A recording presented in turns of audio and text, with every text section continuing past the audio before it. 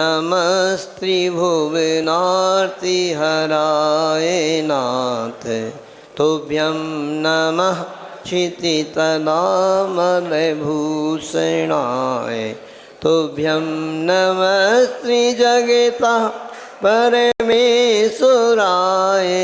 तुभ्यं नमो जिनभवोदधि। बोले देवादिकेदार श्री आदिनाथ भगवान की, अष्टकारी देवालय श्री संभवनाथ भगवान की, संत श्रोमणी आचार्य गुरुवर विद्यासागर जी महाराज की, परम पूज्य आचार्य प्रभु श्री समय सागर जी महाराज की, पूज्य निर्यापक श्रवण मुनि श्री वीर सागर जी महाराज की, मुनि श्री विशाल सागर जी महाराज की।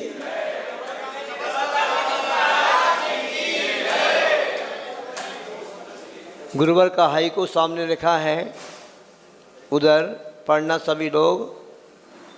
क्या लिखा है?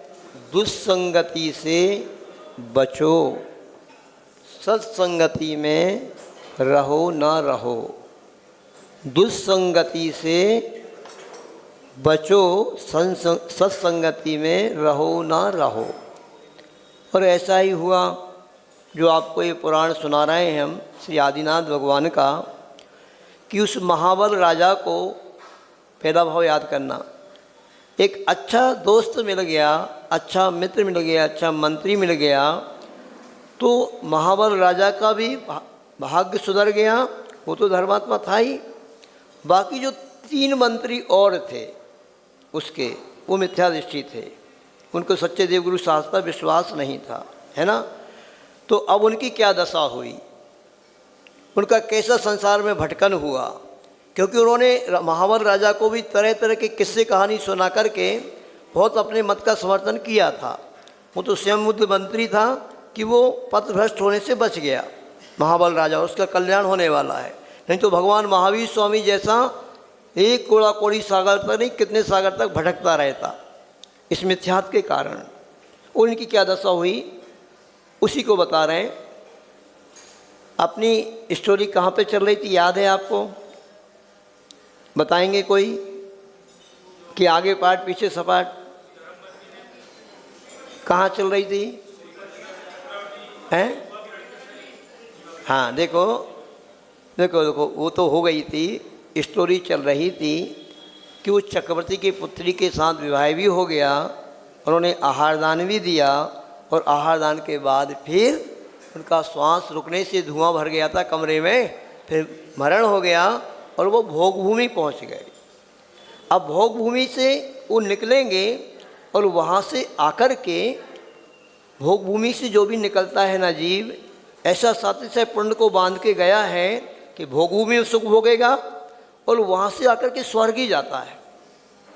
तो उनको वहाँ पर उनकी आयु पूरी हो गई तो वो स्वर्ग जाते हैं और कहते हैं स्वर्ग में जाके उसी ऐसान स्वर्ग में, ऐसान स्वर्ग में जिसमें ललितांग देव था ना, उसी स्वर्ग में जाकर के फिर श्रीप्रभ विमान में श्रीधर नाम का देव हुआ।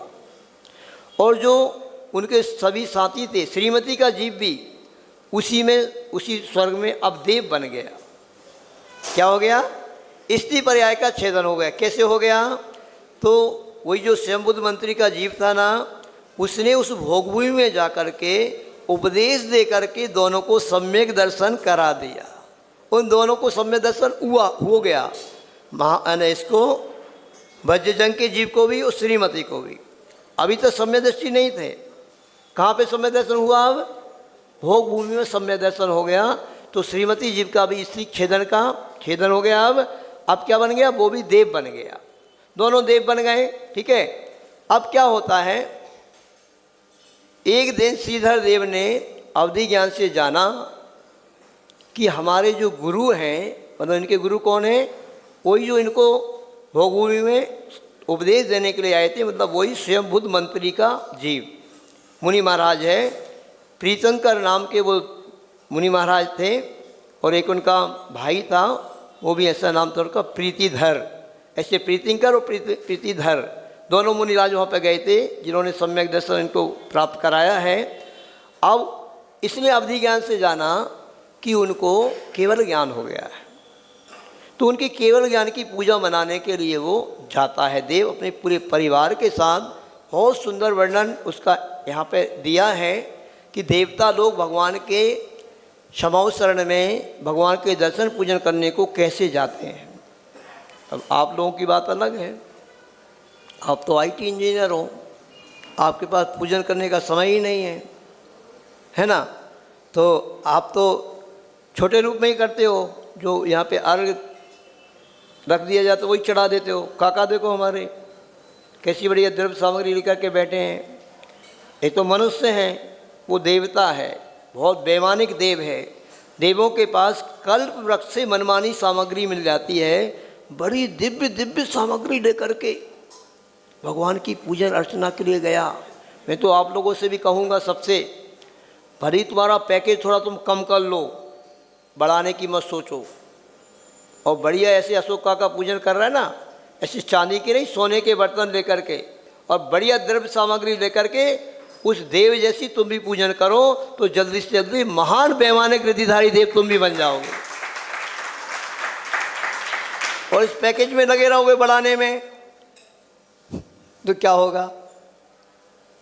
जिसको इन प्रभु की और गुरु की वाणी पे विश्वास नहीं है कि ये जो हमारे लिए कह रहे हैं वो कल्याणप्रद ही बात कह रहे हैं, इसी से हमारा कल्याण होना है, मात्र तुम महाराज पे क्यों गए आप। महाराज अब कलश की प्रेरणा दे रहे हैं, पैकेज नहीं बढ़ेगा तो क्या होगा। बिल्कुल मत लो कलश, आप बिल्कुल कलश मत लेना। जिसके पास है उसको अपना पाप धोना चाहिए। आचार्य पूज्यपाद स्वामी इष्टोपदेश में कहते हैं कि ऐसा व्यक्ति तो गलत है जो कीचड़ में पैर अपने गंदे कर रहा है और फिर धो रहा है, तो वो तो गलत व्यक्ति है। सही व्यक्ति वो है कि कीचड़ में पैर ही गंदा ना करे, तो उसको धोने की भी आवश्यकता नहीं। तो यदि कोई व्यक्ति ऐसा संतोषी यहाँ पे बैठा है कि महाराज हमारा पैकेज तो बढ़े चाहे ना बढ़े, जहाँ है वहीं रहे और कम भी हो जाए, किंतु जो कंपनी हमसे समय ले रही है ना 8-8, 10-10, 12 घंटे, वो हमसे 4 ही घंटे का समय दे दे, 8 घंटे क्या डाले, 1 घंटे की हमें छूट दे दे। है ऐसे कोई व्यक्ति यहाँ पे जो समय कम करना चाहते हैं कि पैकेज बढ़ाना चाहते हो। अच्छा, कैसे लोग बैठे यहाँ पे जो भी ये चाहते हो कि हमारा भले ही पैकेज कम हो जाए, हमसे कंपनी 1 घंटे कम काम दे, ऐसे कौन कौन है। देखो भाई, इतनी बड़ी सभा में 2-4 लोगों ने हाथ उठाए हैं। अच्छा, ऐसे कितने लोग बैठे हैं कि जो ये सोच रहे हैं कि हमारा पैकेज बढ़ जाए है? वाह, ऐसे तो देखो, ऐसे तो होता नहीं भाई, ऐसा तो संभव नहीं है। और हो सकता है कि आपका तीव्र पुण्य बन जाए, जिन्होंने बढ़ चढ़ करके बोलियाँ ली हैं तो बढ़ चढ़ के पुण्य भी बनेगा, तो उनके साथ ऐसा हो भी सकता है। ध्यान रखना, ऐसा में भी हो सकता है, ऐसी कोई बड़ी बात नहीं है। तो अब देखो, प्राय करते तो ऐसे ही लोग हैं, तो फिर कीचड़ में पैर डाल रहे हो जब आप, तो ध्यान रखना, अगर नहीं धोओगे तो पैर और गंदा होता जाएगा। तो फिर धोइए, धोना जरूरी है। और उस धोने के लिए तो आपको सब प्रेरणा दी जा रही है। पर जो गुरु की बात पे विश्वास नहीं करता ना, प्रभु की बात पे विश्वास नहीं करता, क्या लिखा है शास्त्रों में, गुरु महाराज भी कुछ भी बोल रहे हैं, इनको तो कोई काम ही नहीं है, बस दान पुण्य, दान करो दान करो, ऐसे कुछ लोगों को लग सकता है। उसकी व्यवस्था बना देना घंटी की। तो फिर ऐसे लोगों का क्या होता है। देखो, उन तीनों मंत्रियों ने लाख कोशिश की और ऐसी ऐसी किस्से कहानी सुनाए कि वो महावर राजा विचलित हो जाए, किंतु नहीं हुआ। और फिर उन इसी मिथ्यात्व के कारण अब श्रीधर देव ने पूछा, पूजन कर करा के बैठ गया, हे प्रभु आप तो सब जानते हैं, आप तो केवल ज्ञानी हैं, आप कृपा ये बताने की कृपा करें कि वो जो आपके साथ में आपके तीनों मंत्री और थे, जब मैं महाबल राजा था, उन तीनों मंत्रियों का क्या हुआ, वो कहाँ गए, वो कहाँ पे हैं, क्योंकि थे तो वो हमारे मंत्री। तो प्रभु अब केवल ज्ञान से उनके उपदेश में आ रहा है, सुनो, अगर तुम्हारी भावना है तो हम उनके बारे में भी तुम सुनाते हैं। तो बोले देखो, 2 मंत्री तो उनमें से निगोद चले गए और 1 मंत्री नरक में गया है। और सुनो वहाँ पे नरक में जाकर के उसकी क्या दशा हो रही है। कौन कह रहा है? ये आचार्य जैनसेन स्वामी कह रहे हैं। यहाँ पे कौन कह रहा है? वो प्रीतिंकर केवल ज्ञानी मुनि महाराज उसके भविष्य के बारे में कह रहे हैं। क्या कह रहे हैं सुनो अब ध्यान से। गजब की बात यहाँ पे लिखी है। जिस प्रकार वर्षा का समय आने पर पागल कुत्ते का काटा हुआ विष और अपना पावर दिखलाता है, ऐसा ये कहावत होगी कि अगर वर्षा काल में किसी को पागल कुत्ता काट खाए ना तो वर्षा काल में वो अपना पावर बहुत अधिक दिखाएगा। और ऐसा हमने प्रत्यक्ष देखा है। एक मुनि महाराज को, अपने संघ के मुनि महाराज को, प्रवचन सागर जी महाराज जी थे अमरकंटक में, सौरभ भैया आपको याद होगा। वर्षा काल में चातुर्मास में उनको कुत्ते ने काट खाया। तो क्या हुआ, शुद्धि कर रहे थे जंगल में, तो अचानक पीछे से आया और काट खाया। तो उस समय सामान्य उपचार उनका कर दिया जो आयुर्वेद के हिसाब से होता है, किंतु वो पागल कुत्ता था। उनका चातुर्मास के बाद बिहार भी हो गया। बिहार हुआ, ये सौरभ भैया के गांव बुढ़ार पहुँचे और बुढ़ार से थोड़ा ही आगे बढ़े कि उनको रेबीज के लक्षण दिखाई देने लगे, क्योंकि वो बढ़ता गया और डॉक्टर ने घोषणा कर दी 72 घंटे से ज़्यादा की आयु नहीं है और महाराज जी की समाधि हो गई थी। अब पूरी स्टोरी हम नहीं सुना रहे, एक दिन हमने सुनाई है ना। कटनी में जाकर के उनकी समाधि हो गई, किंतु मानना पड़ेगा धर्म का प्रभाव और उनकी समता का प्रभाव, और उन्होंने जो ब्रह्मचारी अवस्था से ही या गृहस्थ अवस्था से ही, जैसी हमारी स्टोरी है ना कि हम भी शुरू से पूजन करने लगे, ऐसे वो भी करने लगे थे। तो जो भगवान की अभिषेक किया था, पूजन की थी, साधारणियों के प्रति वात्सल्य का भाव रखा था, उसका एक चमत्कार हुआ। रेबीज को होने वाला व्यक्ति तो कुत्तों की भांति चिल्लाता है, रोता है, चीखता है, पर महाराज की समता देखना पड़ेगी। एक कुछ भी नहीं, ऐसा समता का भाव। सिर्फ उनको जब रेबीज हो गया था तो मुख से लार आ रही थी बस, और कोई चीखना नहीं, कोई चिल्लाना नहीं। ऐसे समता भावपूर्वक ऐसी समाधि हुई कि 2-3 भाव में मोक्ष चले जाएंगे, वो उत्कृष्ट समाधि हुई। पर ऐसा होता है, देखिए कोई विस्मृत नहीं। हम शिखर जी की वंदना करके गए और हमने कहा महाराज जी, हम लोग की सबकी 1-1 घंटे की ड्यूटी लगी थी कि उनकी सेवा में रहना है। तो 4 से 5 हमारी ड्यूटी लगी। उसमें हमने जाके कहा महाराज जी, हम आपकी प्रत्येक टोक पे नमोस्तु बोल के आए हैं। उन्होंने पिछी उठाई और सारी टोकों को वंदना की, पूरी टोकों की वंदना करते रहे आधा घंटे, पौन घंटे तक, बार बार। तो सुबह समाधि हो गई कुछ समय के बाद। तो ऐसी जागृति के साथ, पूरी होशवास के साथ बहुत अच्छी समाधि हुई। किंतु उन मंत्रियों का क्या हुआ, हम एक बताना चाहते हैं आपको, सुनो अब ध्यान से। तो यहाँ पे ये कह रहे हैं कि जिस प्रकार पागल कुत्ते का जहर बरसात के दिनों में बढ़ता ही जाता है, ऐसे ही पाप कर्म भी समय पाकर नरक में भारी दुख देने लगते हैं। इस प्रकार अपत्य सेवन से, जिस प्रकार अपत्य सेवन से मूर्ख मनुष्यों का ज्वर बढ़ जाता है, उसी प्रकार पापाचरण करने से मिथ्यादर्शी जीवों का भी पाप बहुत बढ़ जाता है। अब यहाँ पे बहुत विस्तार दिया है। देखो, अब हम आपको यही बता रहे हैं, आप समझ लेना। यदि हमने कोई पाप किया है, हम उस पाप को नहीं धोंगे तो और बढ़ता ही जाएगा। कितना बढ़ेगा कोई उसके बारे में अपन कुछ नहीं कह सकते। अब तू जानना ही चाहता है, मुनि महाराज केवल ज्ञानी महाराज कह रहे हैं, यदि तू जानना चाहता है तो क्षण भर के लिए मन को स्थिर कर सुन, कौन व्यक्ति नरक में जाता है। अब ध्यान रखना, आप सभी लोग तो अभी तो धर्मात्मा बने यहाँ पे बैठे हो, ऐसे धर्मात्मा हो ही, तो भूतकाल में तो किए हैं, तो बता रहे हैं, सुन लेना। आपने यदि ऐसे किए हैं तो उनको धोना पड़ेगा आपको। नरक में कौन जाता है? जो जीव हिंसा करने में आसक्त रहते हैं, झूठ बोलने में तत्पर रहते हैं, चोरी करते हैं, परस्त्री रमण करते हैं, मद्य पीते हैं, मिथ्या दृष्टि हैं, क्रूर हैं, रोध ध्यान में तत्पर हैं, प्राणियों में सदा प्राणियों की हिंसा करने में सदा निर्दय रहते हैं और बहुत आराम और परिग्रह रखते हैं। सदा धर्म से द्रोह करते हैं, अधर्म में संतोष रखते हैं, साधुओं की निंदा करते हैं, मास्टर से सहित हैं। धर्म सेवन करने वाले परिग्रह रहित मुनियों से बिना कारण ही क्रोध करते हैं, द्वेष रखते हैं। अतिशय पापी हैं, मधु और मांस खाने में तत्पर हैं। अन्य जीवों की हिंसा करने वाले, ये महत्वपूर्ण पॉइंट आ रहा है, अन्य जीवों की हिंसा करने वाले कुत्ता बिल्ली आदि पशुओं को पालते हैं। अतिशय निर्दय हैं, स्वयं मधु मांस खाते हैं और उनके खाने वालों की अनुमोदना करते हैं।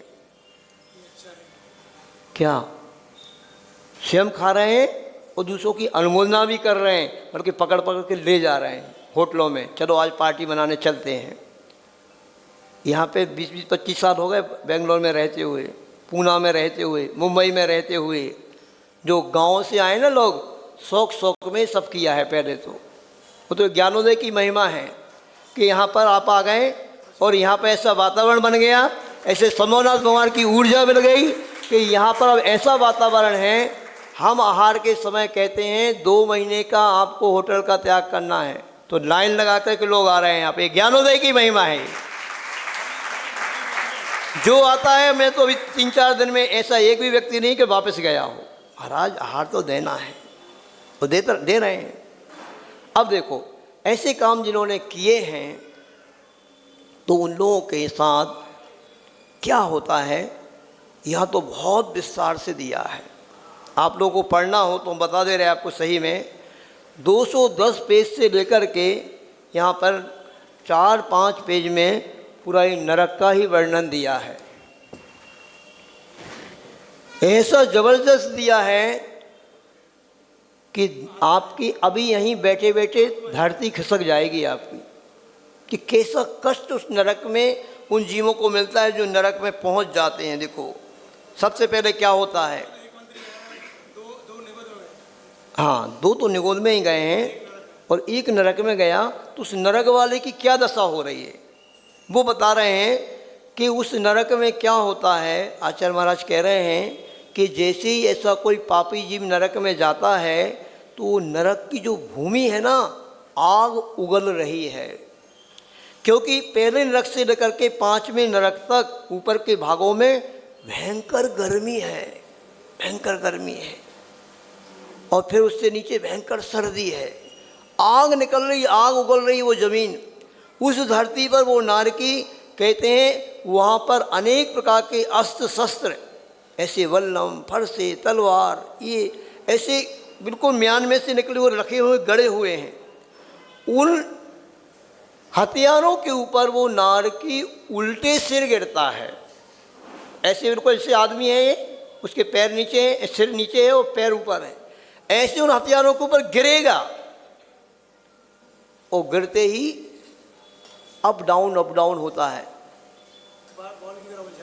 क्या गेंद की भांति सारा टुकड़े टुकड़े शरीर के हो जाते हैं, लूडुहान हो जाता है। ऐसे भयंकर कष्ट वहाँ पर जन्म लेते ही होते हैं। और जैसे ही जन्म हो जाता है वहाँ पर अंतर्मुहूर्त में ही हो जाता है सब, वहाँ पर कोई मनुष्य जैसा बड़ा नहीं होना, ऐसा हो गया। फिर वहाँ पर रहने वाले नारकी चारों तरफ से अपने शरीर को ही, उनकी पृथक प्रक्रिया नहीं होती है, अपने हाथ को ऐसा किया उनने, हाथी बन जाएगा उनका हथियार। एक साथ टूटते हैं उस नए नारकी पर। किसी ने हाथ काट दिए, किसी ने आंखें निकालनी, किसी ने गर्दन काट दी, किसी ने तलवार पेट में ठोक दी। ऐसे तरीके से उसको निर्दय होकर के उसके ऊपर एक साथ टूटते हैं। यहाँ पे इतना विस्तार से दिया है, जैसे गीद बनकर, चील बनकर के वही नारकी। ऐसे कोई नॉनवेज वगैरह खाता ना, यहाँ पे मांस मदिरा का सेवन करता है, तो ऐसे व्यक्ति को खुद का गीद बनकर के खुद का मांस नोचेंगे, खुद को खिलाएंगे। नहीं खाएगा तो उसको व्यक्ति को जबरदस्ती उसका मुख फाड़ करके डालेंगे।